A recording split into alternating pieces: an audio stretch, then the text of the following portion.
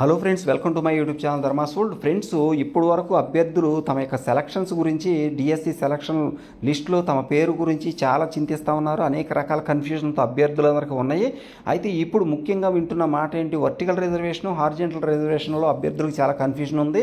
దానికి సంబంధించి ఇక్కడ మీకు ఫుల్ క్లారిటీ రాబోతా ఉంది. ఇక్కడ గమనించినట్లయితే వర్టికల్ రిజర్వేషన్ అనేది కులాల ఆధారంగా ఇచ్చేటువంటి రిజర్వేషను. వర్టికల్ రిజర్వేషను కులాల ఆధారంగా ఇచ్చే రిజర్వేషను. ఉదాహరణకు ఎస్సీ, ఎస్టీ, బీసీ, ఈడబ్ల్యూఎస్లకు ఇది ఆర్టికల్ 16(4) ప్రకారం ఈ యొక్క రిజర్వేషన్ ఇవ్వడం జరిగింది. వర్టికల్ రిజర్వేషన్ అనేది కులాల ఆధారంగా ఎస్సీ, ఎస్టీ, బీసీ, ఈడబ్ల్యూఎస్ వీళ్ళకిచ్చే రిజర్వేషన్ ఆధారంగా ఉంటుంది. ఇది ఆర్టికల్ 16(4) ప్రకారం ఇది నిర్వహించడం జరుగుతుందన్నమాట. ఇక హారిజెంటల్ రిజర్వేషన్ అనేది ప్రత్యేక వర్గాల ఆధారంగా. ప్రత్యేక వర్గాలంటే ఏంటి? ఉదాహరణకు మహిళలు, వికలాంగులు, ఎక్స్ సర్వీస్ మెన్ వీళ్ళకి సంబంధించినటువంటి రిజర్వేషన్ ప్రకారం ఉంటుంది ఈ హారిజెంటల్ రిజర్వేషను. ఇది ఆర్టికల్ 15(3) ప్రకారం, అలాగే 16(1) ప్రకారం ఇది మన రాజ్యాంగంలో మనకు కనిపిస్తూ ఉంటుంది. ఇది కులాల కోటా లోపలే అడ్జస్ట్ అవుతుంది. మీరు గమనించాలి, మహిళా రిజర్వేషన్ కానీ, ఎక్స్ సర్వీస్ మెన్ రిజర్వేషన్ కానీ, వికలాంగులు పిహెచ్వి రిజర్వేషన్ కానీ, ఏదైనా కానీ కులాల కోటా లోపలే ఇది ఉంటుంది. అంటే ఒకవేళ ఒక పిహెచ్ క్యాండిడేట్ ఎస్సీ క్యాండిడేట్ అయితే అతనికి ఎస్సీ కోటాలో వచ్చేస్తే ఇంకా ప్రత్యేకంగా పిహెచ్ కోటాలో ఉండదు, ఎందుకంటే పిహెచ్ క్యాండిడేటే కాబట్టి అతను ఆ విధంగానమాట ఇది కులాల లోపలే అడ్జస్ట్ అవుతుంది. ఇకపోతే ముఖ్యమైన నియమాలు, దీనికి సంబంధించి ముఖ్యమైనటువంటి కొన్ని నియమాలు ఉన్నాయి, అవి తెలుసుకుందాం. ఇక్కడ ఎస్సీ, ఎస్టీ, ఓబీసీ అభ్యర్థి ఓపెన్ కేటగిరీలో మెరిట్ ద్వారా సీటు సంపాదిస్తే, మరొకసారి చూడండి, ఎస్సీ, ఎస్టీ, బీసీ, ఓబీసీ అభ్యర్థి ఓపెన్ కేటగిరీలో మెరిట్ ద్వారా సీట్ సంపాదిస్తే అది ఓసీగానే, అంటే అది ఓపెన్ కేటగిరీగానే లెక్కిస్తాం. కుల కోటాకు ఎలాంటి హాని ఉండదు.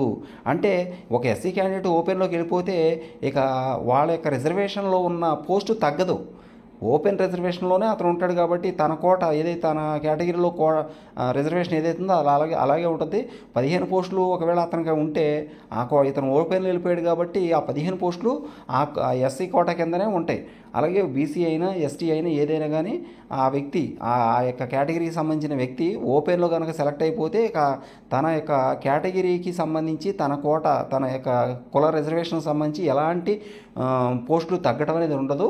ఇంకొకటి ఇక్కడ గమనించిన అత్యంత ముఖ్యమైన పాయింట్, హారిజెంటల్ రిజర్వేషన్ మహిళలు, వికలాంగుల్లో అలాంటి రూల్ లేదు. ఇప్పుడు ఏదైతే ఎస్సీ, ఎస్టీ, బీసీలకి సంబంధించి అభ్యర్థులు కనుక ఓపెన్లో సెలెక్ట్ అయిపోతే వాళ్ళ యొక్క కుల రిజర్వేషన్కి ఎలాంటి డోకా లేదని మనం చెప్తున్నామో, అదేవిధంగా ఈ పాయింట్ అనేది ఇప్పుడు చెప్పిన ఈ పాయింట్ ఇది ఎస్సీ, ఎస్టీ, ఓబీసీ అభ్యర్థులు వాళ్ళ యొక్క ఓపెన్లో కనుక సెలెక్ట్ అయిపోతే వాళ్ళ కుల రిజర్వేషన్కి ఎలాంటి డోకా ఉండదు. అంటే వాళ్ళ కులంలో ఎన్ని పోస్టులు ఉన్నాయో అన్ని పోస్టులు ఆ కులస్తులకి తప్పనిసరిగా ఇస్తారు. కానీ హారిజెంటల్ రిజర్వేషన్ విషయానికి వచ్చేసరికి ఇక్కడ మహిళలు, వికలాంగులు ఉంటారు. ఆ పై చెప్పిన రూల్ ఏది కూడా వీళ్ళకి అప్లై కాదు. అంటే ఫర్ ఎగ్జాంపుల్ 33% రిజర్వేషన్ ఏదైతే ఉందో ఆ 33% రిజర్వేషన్ను వివిధ కేటగిరీ ప్రకారం కాకుండా ఓవరాల్గా ఒకవేళ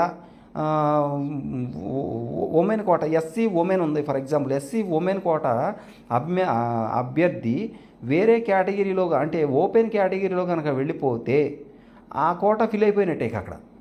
అది ఇక్కడ చెప్తున్నారు. హారిజాంటల్ రిజర్వేషన్ మహిళలు, వికలాంగుల్లో అలాంటి రూల్ లేదు అని చెప్పేసి, హారిజాంటల్ రిజర్వేషన్లో మాత్రం అలాంటి రూల్ ఉండదు. ఇక్కడ ఎస్సీ, ఎస్టీ, బీసీ అనే వర్టికల్ రిజర్వేషన్ ఏదైతే ఉందో దాంట్లో మాత్రం ఒక వ్యక్తి ఓపెన్లో వెళ్ళిపోతే మరి ఆ యొక్క క్యాస్ట్కి సంబంధించిన రిజర్వేషన్ ఏది మారదు. అందులో ఎన్ని పోస్టులు ఉన్నాయి అన్ని పోస్టులు ఆ అభ్యర్థులతో ఫిల్ చేస్తారు, ఆ కేటగిరీ వాళ్ళతో. కానీ మహిళా రిజర్వేషను, ఈ యొక్క హారిజెంటల్ రిజర్వేషన్ మహిళలు, పిహెచ్ కేటగిరీ వాళ్ళకి సంబంధించిన రిజర్వేషన్కి ఈ పాయింట్ వర్తించదు అనమాట. అంటే వీళ్ళు కనుక ఏ కేటగిరీలో సెలెక్ట్ అయిపోతే ఇక ఆ కేటగిరీ ఇక అయిపోయినట్టే, దానికి రిజర్వేషన్తో సంబంధం లేదు. ఇక ఆ వ్యక్తి ఆ కోట పూర్తి అయిపోయినట్టే. ఫర్ ఎగ్జాంపుల్ పిహెచ్ క్యాండిడేట్ ఓపెన్లో వెళ్ళిపోతే ఆ కోట పూర్తి అయిపోయినట్టే రైట్. ఇకపోతే ఇక్కడ గమనించి ఇంకొక ముఖ్యమైన పాయింట్, కోటా ఫిల్ కావాలి అంటే పురుషులను తీసేసి మహిళలను పెట్టాలి. ఇక్కడ అది అసలు పాయింట్ అండి. ఇక్కడ చాలా ముఖ్యమైన పాయింట్ ఏంటంటే, ఒక కోటా ఫిల్ అవ్వాలంటే మహిళలను ఉంచి పురుషులను తీసేయాల్సి ఉంటుంది. ఇక్కడ విషయం ఏంటంటే, for example 33% women quota fill కాలేదు, కానీ ఓపెన్లో చాలామంది మగవాళ్ళు సెలెక్ట్ అయిపోయారు, ఓపెన్లో ఉన్నారు, అంటే మెరిట్లో ఉన్నారు.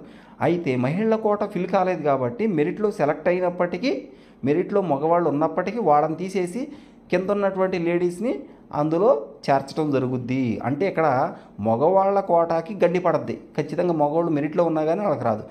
ఓపెన్లోనైనా ఎక్కడైనా కానీ మీరు చూడండి, SC for example SC category ఉందండి, 7 పోస్టులు ఉన్నాయనుకోండి, 7 పోస్టులకి 7 లేడీసే వచ్చేసారనుకోండి, వాళ్ళు మెరిట్లో ఉండి 7 లేడీసే వచ్చేస్తే 7 పోస్టులు అట్లాగే ఉంటాయి.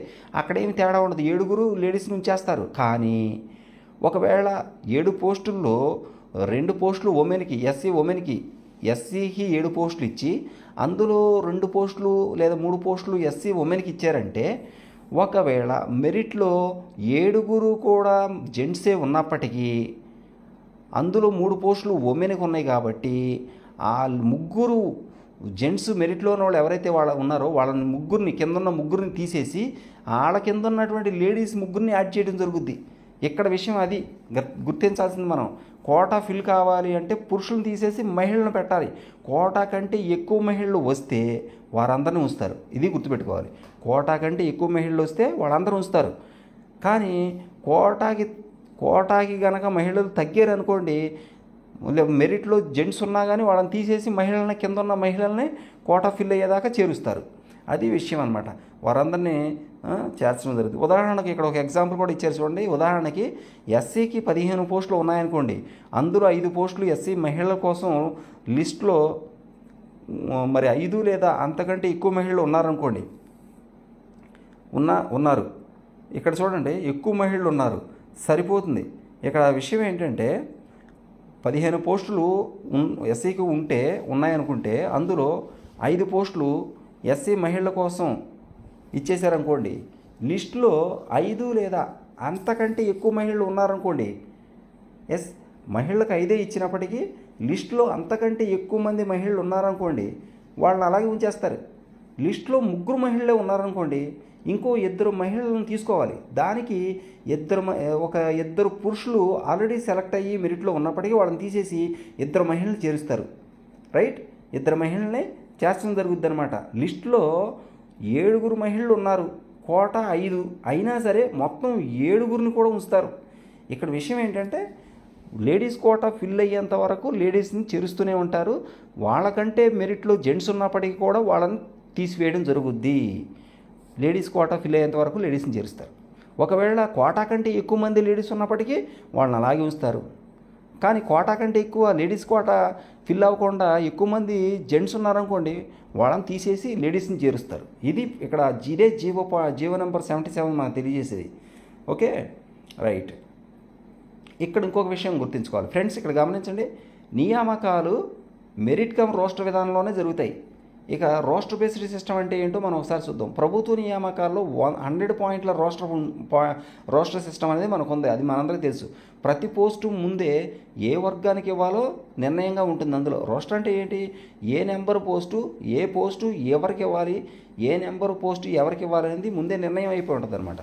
అది దాని ప్రకారం అది సైకిల్ లాగా ఉంటుంది కాబట్టి సైకిల్ కాబట్టి అది తిరుగుతూనే ఉంటుంది. ఉదాహరణకు 1వ పోస్టు ఓపెన్కి ఇచ్చామనుకోండి, 2వ పోస్టు బీసీ అనుకోండి, 3వ పోస్టు ఎస్సీ అనుకోండి, 4వ పోస్టు మళ్ళీ ఓసీ మహిళ అనుకోండి, అలాగే 5వ పోస్టు ఎస్టీకి అనుకోండి. ఇలా సైకిల్ తిరుగుతూ ఉంటుంది అనమాట. అంటే ఎవరు టాప్ ర్యాంక్ వస్తారో అనేది వేరే విషయం. అసలు టాప్ ర్యాంకర్ ఎవరు అనేది మనకు అనవసరం. కానీ ఏ రోస్టర్ పాయింట్ ఎవరు కేటాయించబడిందో అదే ఫైనల్. మీ ఉదాహరణకి 15 ఎస్సీ పోస్టులు, సపోజ్ మనకి 15 ఎస్సీ పోస్టులు ఉన్నాయని అనుకోండి, అందులో 4 ఎస్సీ ఓపెను, 2 ఎస్సీ ఉమెను హారిజాంటల్లో, మిగతావి ఎస్సీ కోటాలో ఇతర రకాల పోస్టులు అనుకోండి. కేసు 1 గమనించండి. ఇక్కడ ఒక సందర్భం ఏం జరుగుద్దంటే, ఎస్సీ క్యాండిడేట్ ఓసీ రోస్టర్ పాయింట్లో సెలెక్ట్ అయితే ఒక ఎస్సీ అభ్యర్థి టాప్ ర్యాంక్ వలన ఓసీ రోస్టర్ పాయింట్ దగ్గర సెలెక్ట్ అయ్యాడు అనుకుందాం. అప్పుడు ఆ అభ్యర్థిని ఓసీలోనే లెక్కిస్తారు. ఎస్సీకి కేటాయించిన 15 పోస్టులు డిస్టర్బెన్స్ లేకుండా ఇంటాక్ట్గా అలాగే ఉండిపోతాయి. ఓకే, అతనికి ఒక ఎస్సీ క్యాండిడేట్ ఓపెన్ వెళ్ళాడు కాబట్టి ఇక్కడ ఎస్సీకి ఇచ్చిన 15 పోస్టులు ఒకటి తగ్గడం అనేది జరగదు. ఓకే, ఇంకో సందర్భం చూద్దాం. ఎస్సీ క్యాండిడేట్ ఎస్సీ రోస్టర్ పాయింట్లో సెలెక్ట్ అయితే అదే టాప్ ర్యాంక్ ఎస్సీ అభ్యర్థి రోస్టర్లో ఎస్సీ రోస్టర్ పాయింట్ దగ్గర సెలెక్ట్ అయితే ఆయనను ఆ ఎస్సీ కోటాలోనే ఉంచడం జరుగుద్ది అనమాట. ఇదే ప్రస్తుతం జరుగుతున్న డిఎస్సి నోటిఫికేషన్ సెలక్షన్ అనమాట. ఇక్కడ గుర్తుపెట్టుకోవాల్సిన పాయింట్లు ఇవే friends. Thank you so much for watching. Please share this video and subscribe my channel. Thank you so much.